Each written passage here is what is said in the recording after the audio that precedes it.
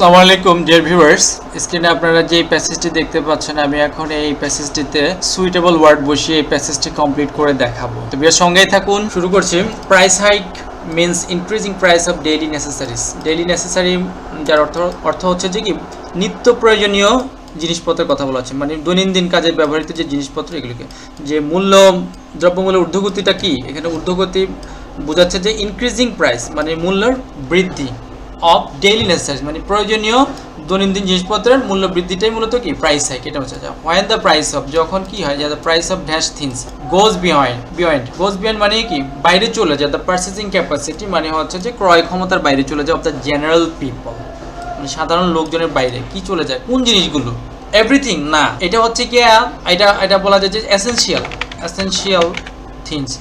ওকে, যখন কি প্রয়োজনীয় বা ইম্পর্ট্যান্ট থিংস, সেটাও এখানে আমরা ব্যবহার করতে পারি important. When the price of essential things, যখন মানে গুরুত্বপূর্ণ জিনিস বা প্রয়োজনীয় জিনিসগুলোর কি দাম মানে ক্রয় ক্ষমতাটা কি বাইরে চলে যায়, সাধারণ মানুষের ক্রয় ক্ষমতার বাইরে চলে যাচ্ছে। দেয়ার আর মেনি রিজন, অনেকগুলো তো কারণ আছে এখানে বোঝাচ্ছে যে ড্যাশ প্রাইস হাই মানে মূল্য বৃদ্ধির বা মূল্য ঊর্ধ্বগতির অনেকগুলো কারণ আছে। এখানে আমরা যদি অফ ব্যবহার করি তাহলে হয়ে যায়, যদি পর ব্যবহার করি তাহলে হয় যে মূল্য বৃদ্ধির জন্য অনেকগুলো কারণ আছে। মূল্য বৃদ্ধির এখানে মানে দুটাই ম্যাচিং হয়, যে মূল্য বৃদ্ধির অনেকগুলো কারণ আছে অথবা মূল্য বৃদ্ধির জন্য কি অনেক কারণ আছে। তো ভিউয়ার্স, তারপরে হচ্ছে আমাদের যে ফার্স্ট প্রাইস হাইক অকার্স, মানে প্রথমত বোঝানো হচ্ছে এখানে যে প্রথমত মূল্য বৃদ্ধিটা ঘটে, অকার মানে ঘটা বিকজ অফ কারণে, ডিজাস্টার মানে বিপর্যয়। কোন বিপর্যয়, এখানে বিপর্যয় তো বিভিন্ন ধরনের আছে। তো আমাদের আসলে যে এই দ্রব্যমূল্যটা যেটা হচ্ছে প্রাকৃতিক দুর্যোগ, মানে ন্যাচারাল ডিজাস্টার, প্রাকৃতিক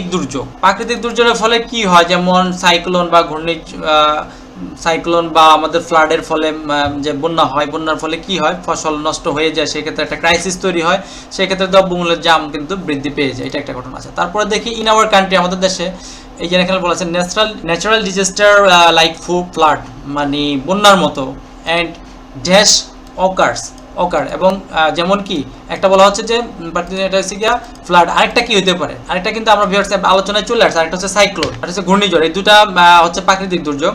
ওকার অলমোস্ট এভরি ইয়ার, প্রতি বছরই কিন্তু এই ধরনের ঘটনা ঘটে। ওকে, তারপর ফ্লাড ড্যামেজেস, ফ্লাড কি ক্ষতি করে, ড্যামেজ করে। ক্রপস অফ দ্য কান্ট্রি, দেশের ফসলের কি ক্ষতি করে। এখানে অ্যাকচুয়ালি নির্দিষ্ট করে বোঝানো, এখানে কিন্তু কিছুই বাকি নাই, এখানে কোনো ওয়ার্ড বসার মতো, বাট এখানে একটা আর্টিকেল বসবে, just the crops of the country মানে ফসল নির্দিষ্ট করে এখানে বোঝাচ্ছে যে ফ্লাডটা মূলত কিসের ক্ষতি করে, এইটা করে, সেখানে মূল একটা নির্দিষ্ট, এটা হচ্ছে কি ফসলটা কি প্রধানত ক্ষতিটা করে। তারপর দিকে so the supply of the goods মানে হচ্ছে যে খাদ্যদ্রব্যাদির খাদ্যদ্রব্যের সরবরাহ কি ফল শর্ট মানে ঘাটতি পড়ে যায়, এটা বলছে। ইন প্রপোর্শন এখানে একটা প্রিপোজিশন আছে ভিউয়ার্স, আওয়ার পপুলেশন মানে সংখ্যা অনুপাতে, প্রপোর্শন মানে ইন প্রপোর্শন টু, এটার অর্থ হচ্ছে সংখ্যার অনুপাতে বা জনসংখ্যা অনুপাতে বা সংখ্যা অনুপাতে। তাহলে এখানে জনসংখ্যা অনুপাতে, প্রপোর্শন মানে হচ্ছে অনুপাত, তাহলে জনসংখ্যা অনুপাতে আমাদের খাদ্য সরবরাহ কি ঘাটতি পড়ে যায়। আচ্ছা, হোর্ডিংটা কি, হোর্ডিং হচ্ছে মজুদদারি, মানে আমরা যে মজুদ করি, আমরা ব্যবসায়ীরা দেখা যায় অনিয়ন্ত্রিতভাবে একটা কৃত্রিম সংকট তৈরি করে ফেলে মজুদ করে। তো এইটাই বোঝাচ্ছে hoarding is another cause of price, যে মজুদদারিটাও কি আমাদের আরো একটা কারণ দ্রব্যমূল্যের ঊর্ধ্বগতির জন্য। আচ্ছা, তারপর দেখি ডিসঅনেস্ট বিজনেসম্যান, এটা কিন্তু প্লুরাল নাউন, এই যে ম্যান থেকে MEN দেওয়া আছে এখানে, যে কিছু অসাধু ব্যবসায়ীরা কি ক্রিয়েট আর্টিফিশিয়াল কৃত্রিম কি অফ ফুড গ্রেইন, শস্য দানা কি করে, এটা একটা ঘাটতি তৈরি করে, এটা ল্যাক হইতে পারে অথবা শর্টেজ, একটা কি আর্টিফিশিয়াল ল্যাক কৃত্রিম একটা কি ঘাটতি তৈরি করে, শর্টেজ অফ ফুড গ্রেইন মানে খাদ্যশস্যের একটা কৃত্রিম ঘাটতি তৈরি করে। তারপরে it causes sufferings to the poor, এটা কি করে মানে গরিবদের ভোগান্তি তৈরি করে, এটা কি, এটা আমরা লিখতে পারি যে সিরিয়াস সাফারিংস, অথবা ইট কজেস, অথবা এটা হতে পারে যে আমাদের আনটোল্ড অবর্ণনীয়, সিরিয়াস অথবা ইমেন্স ব্যাপক।